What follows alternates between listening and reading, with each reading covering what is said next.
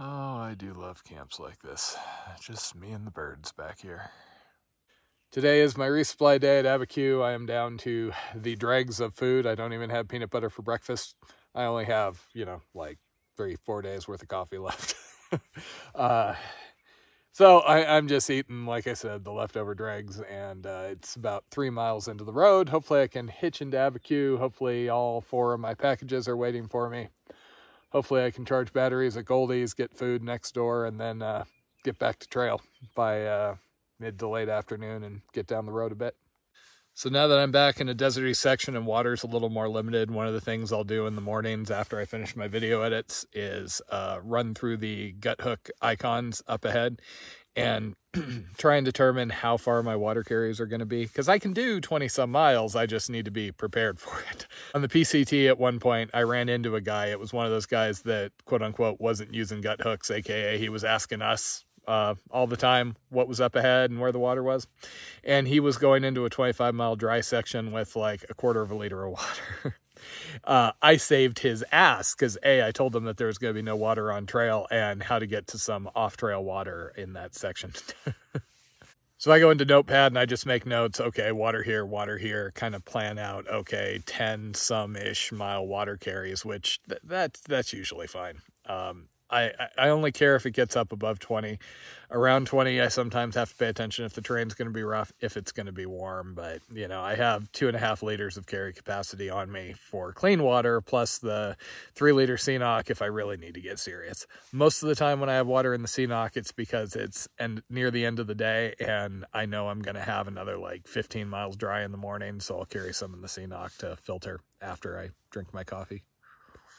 I have seen bear tracks and bear scat in this canyon, but I haven't seen any actual bears since getting back on here. This canyon has actually been my favorite part of New Mexico so far. The rock walls and all the birds and other animals down there. It's just a really cool feel. I am just a sucker for desert hiking now. I have probably around an hour to get to the road, at which point it'll be interesting to see how difficult or easy this hitch is. Anybody else that I can think of, I've seen them do Ghost Ranch, Chama, and Cuba, but not this one. The Ghost Ranch alt, I think you basically just walk straight up to the ranch, so that probably has an appeal to folks. Kind of a shame though, because this part of this section was after the Ghost Ranch alt split off. But I've found that to be the case in a lot of areas.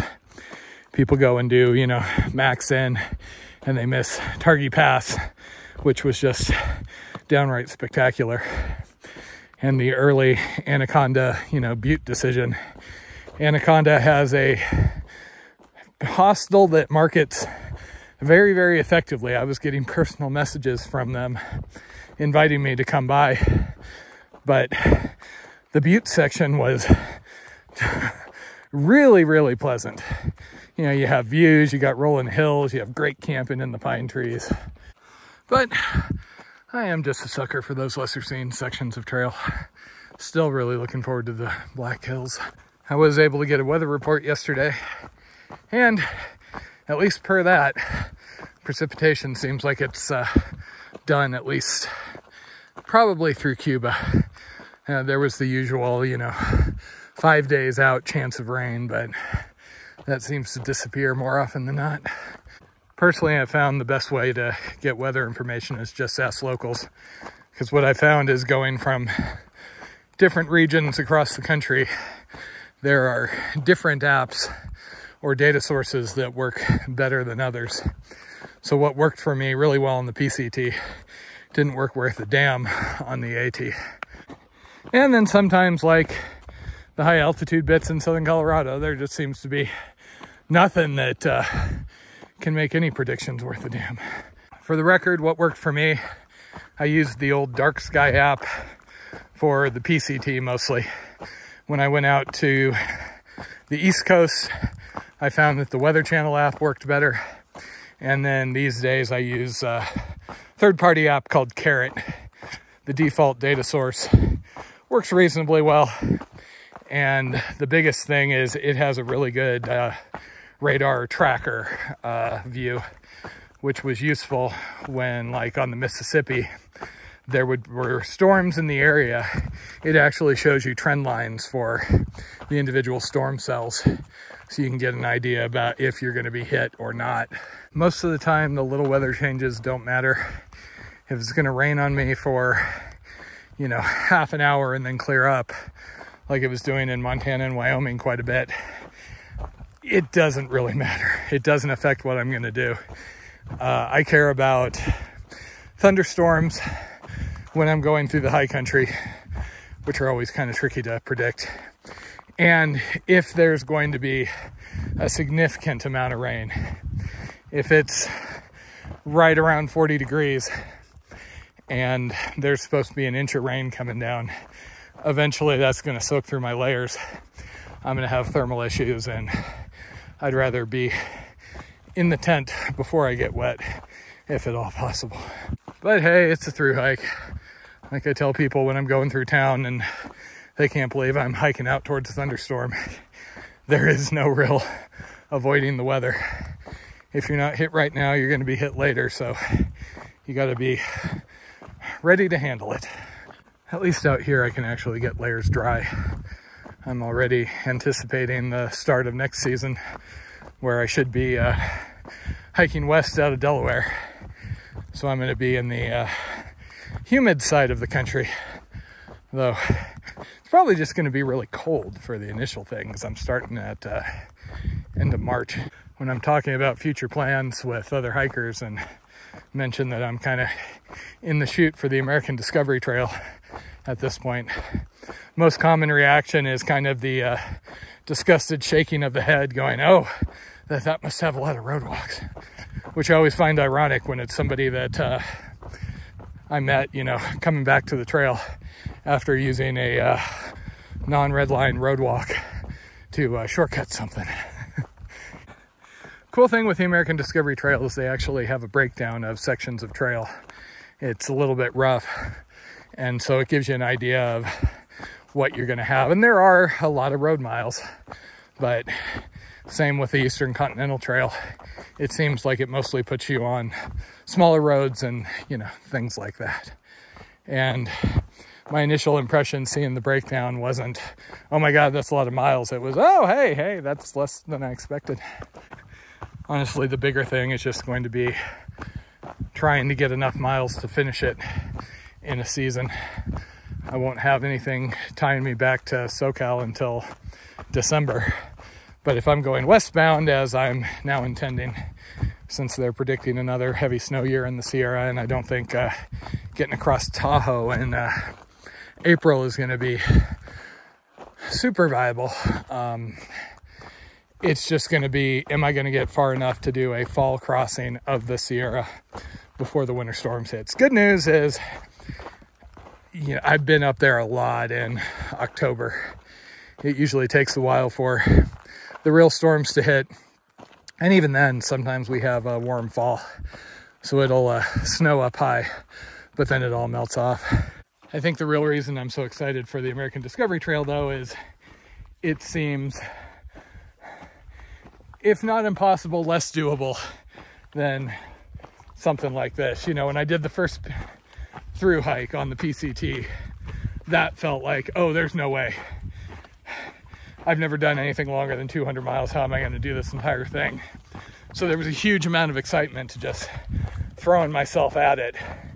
Hence why after finishing the PCT, I didn't just do the AT, I did the Eastern Continental, because that seemed like, okay, well, I'd managed this 2,600 mile hike. The AT itself seemed like it was very doable, but I wanted a challenge. So tried the ECT. Somehow it managed to work out, and I managed to do, you know, all 5,000 miles up to the northern tip of Nova Scotia, and that felt amazing. And then, okay, I wanted to finish the Triple Crown, so CDT does look damn near impossible if you're trying to do the entire 3,000 some miles red line, just because of the speed required, the difficulty, the remoteness, and the tight weather window. So all those were kind of challenges in and of themselves.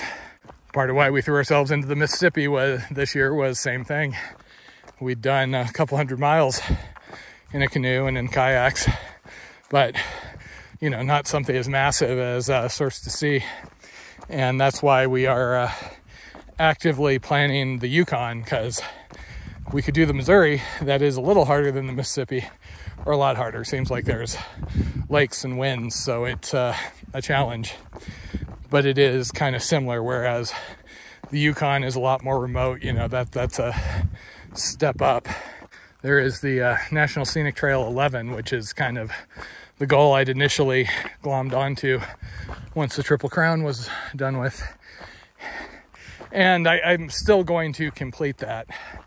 However, out of that, a lot of the trails like Natchez Trace, they're long, there'll be challenges, they'll be different, yada yada. Everything's a challenge, especially with my okay-ish rear end seeming to have foot issues and everything else cropping up.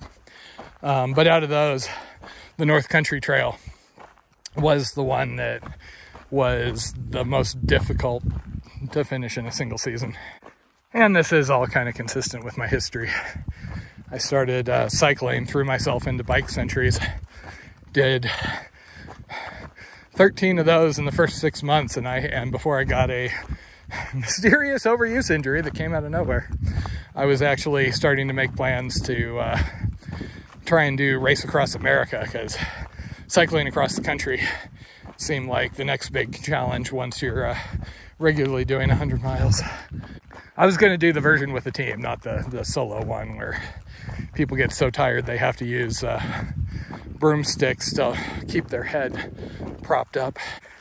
And then when I was dealing with that overuse injury, I started hiking, found Sierra Club outings, started hiking in local parks, started doing peaks, and then jumped hard into the mountaineering type peaks, doing 3rd, 4th, 5th class stuff. Took the wilderness class, threw myself into the wilderness class. I was running a group, you know, by my 3rd year on staff, I think.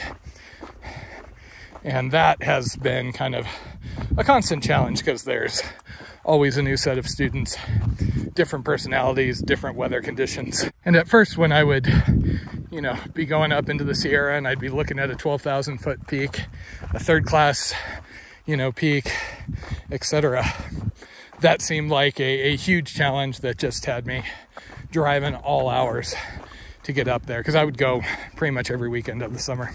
Even when I was working in Boise and it required me to fly back to SoCal every Friday, drive up to the Sierra, only to, you know, drive back and immediately fly back early Monday morning.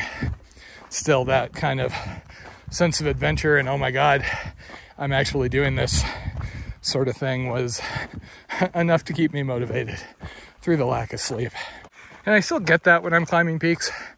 I'm a little more wary of some of the more risky ones than I might have been 10 years ago, but I know more people that have died doing this sort of thing. But still, if I decide, okay, this weekend I'm going to go do this 14,000 foot peak, there's a part of me deep down that knows, okay, you know, I might not be able to make it due to conditions. There's always a chance of getting hurt, etc. But I know I am capable of this. Hence why I eventually made the transition and took the leap of trying to do the PCT. So I'm always kind of worried that this is going to stop giving me that kind of magical feeling being out here. It hasn't so far, because the trips are all very different from each other. And, you know, even doing something like the Grand Enchantment this spring, that had its own challenges to it.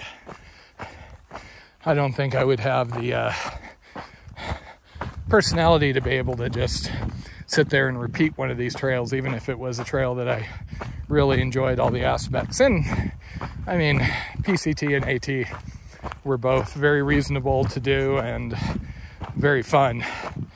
Part of me, I was constantly looking back on those, but I've seen people like just lapping the AT, and that isn't for me.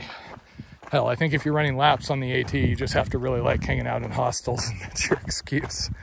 Fortunately, beyond the big throws like the American Discovery in North Country, there are a lot of lesser known trails that go into new areas. I was so close to doing the Ouachita this spring before I ended up pivoting to the Grand Enchantment Trail because it made more sense with, you know, coordination.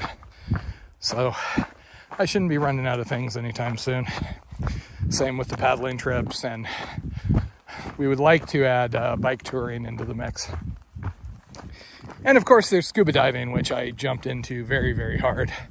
Basically, I got certified, and in my first year of scuba diving, I did like 230 some dives, and not little like dunk down, dunk up. This was cold water, oil rigs, deep dives, wrecks, like the whole deal, traveling around all over the place. I still love diving and want to do more. I've been looking at dive master, dive instructor sort of positions, trying to judge the market. And it seems like unless you are very lucky finding the right person in the right circumstance, a lot of the jobs that are available are there to just kind of burn through college kids who, they come out, they do their DM, they do their dive instructor, they get paid absolute crap. In some cases they don't get paid because the owner is a complete sleazebag. I know multiple people where that's happened. And they quit in a year or two, but there's always kind of a supply of more of them. I still have hopes that I can find a dive shop somewhere where I could work seasonally when I'm not on trail, because I love instructing people. I love enabling people to kind of push their limits. That's what I've always loved about the wilderness class, the mountaineering class, is you get a lot of people who are doing that. And diving is the same sort of thing. Plus, it's just so different and amazing. You know, it's the closest thing you're ever going to get to flying. But it's not trivial to learn, and a lot of people struggle. I do feel really, really fortunate that we seem to have found an even keel, at least for the moment, until the next big crisis, where we can make the choices to do trips like this.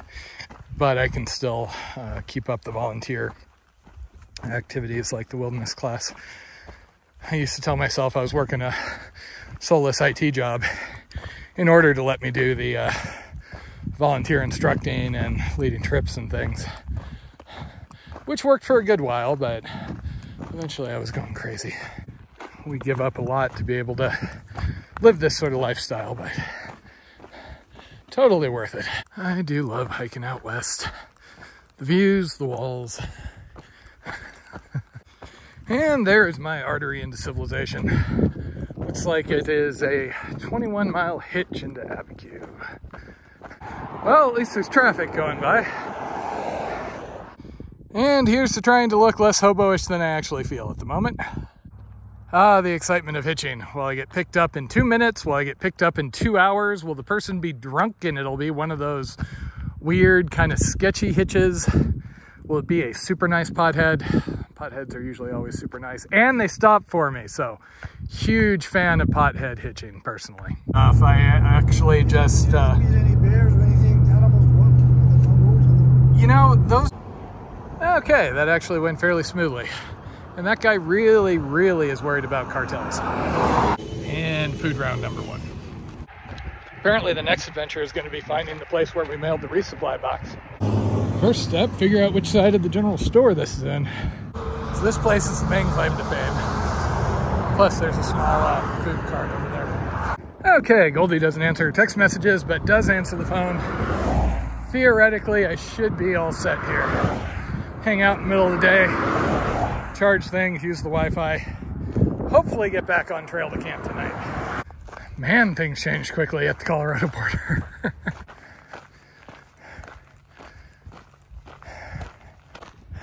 Okay, sounds like this is it.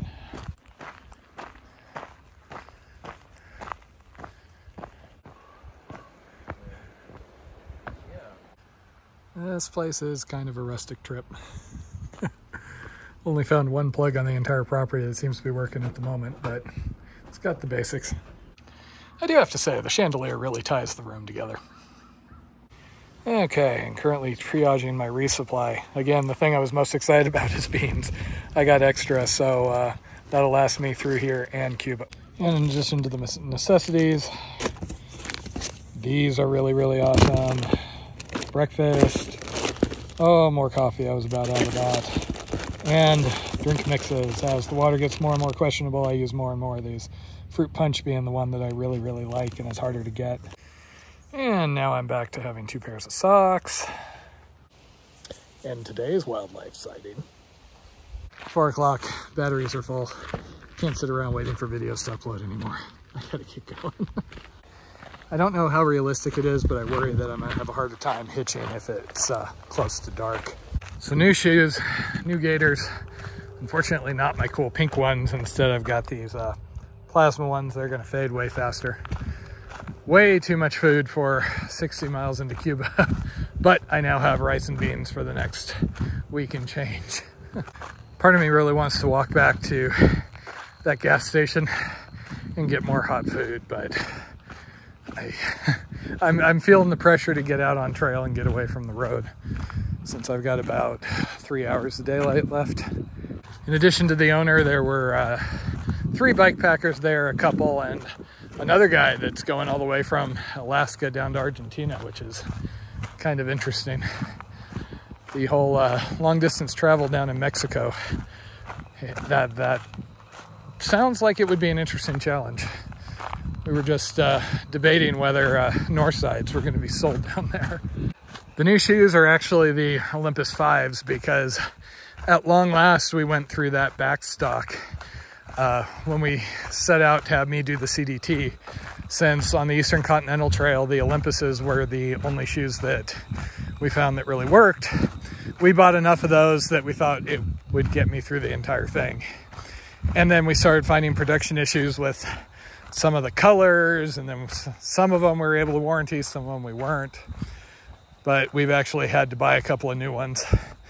So we'll see. I've heard that these basically have the same problems. It's kind of like the Lone Peaks. They're up to Lone Peak 7s, but they still have the same issues that, you know, the 4, the 5s, the 6s had. Which is why the off season is going to be me trying to determine if anything other than ultras will work. Because otherwise, this is getting kind of expensive, having to replace shoes every couple of 100 miles. Fair enough. I mean, it's a real pet peeve when people are taking advantage of businesses along the trail. And that is about as easy as you can hope stuff like that is gonna go. Guy picked me up within a minute of me hitting the road. Older gentleman who was going to Ghost Ranch and was willing to run me a few more miles down the road. So that did burn most of the day. But, and I actually paid, it was $10 for camping at Goldie's. She wasn't gonna charge me, but I insisted since I used her trash. She got packages for me, wanted to use her Wi-Fi, stuff like that. On the AT, they have a day use fee for a lot of the hostels. And I'm always happy to pay stuff like that and support businesses that are willing to cater to hikers. I was having a good time visiting with Goldie and some of the bike packers, but I would rather camp out here than in town. Especially since it wasn't like there was food right there. I didn't feel like walking a mile and change each way to get a cheeseburger. So when I have new shoes like this, I really have to walk careful for the first day. There's usually kind of a process where the material stretches and I tighten the laces.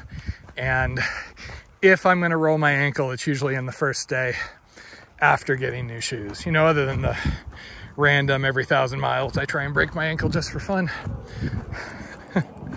They're, you know, when they're brand new, they're spongy, they're high, and like I said, they don't kind of conform to my foot for a little while.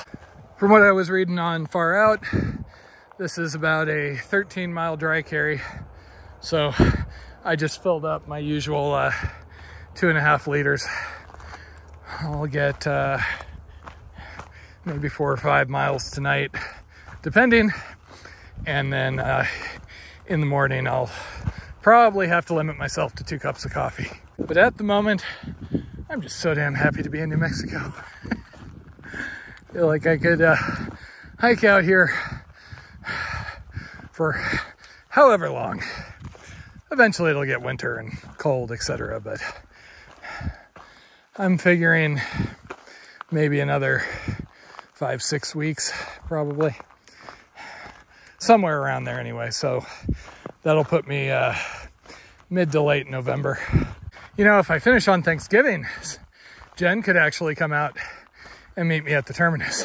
That was a pretty nice stop as they go. A little bit spread out, a little bit rustic at Goldie's, but you know, I appreciate somebody who just kind of intentionally targets long distance cyclists and hikers.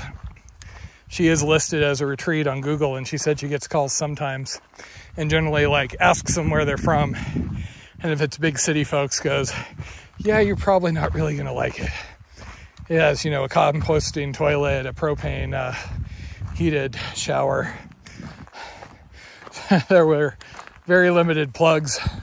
Most things were just wired with, you know, bare wires taped together. But nice lady, had everything I needed. Could have done laundry if I'd wanted. It would have just been sun dry. I just didn't see the point. I'll probably be due for laundry and a shower and maybe a hotel in Cuba, because I think after that it's a longer haul. Oh, I gotta love those straight out of town. Big climbs, huh?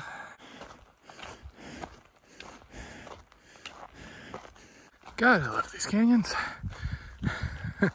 This is an interesting one because it's basically high up in a mountain.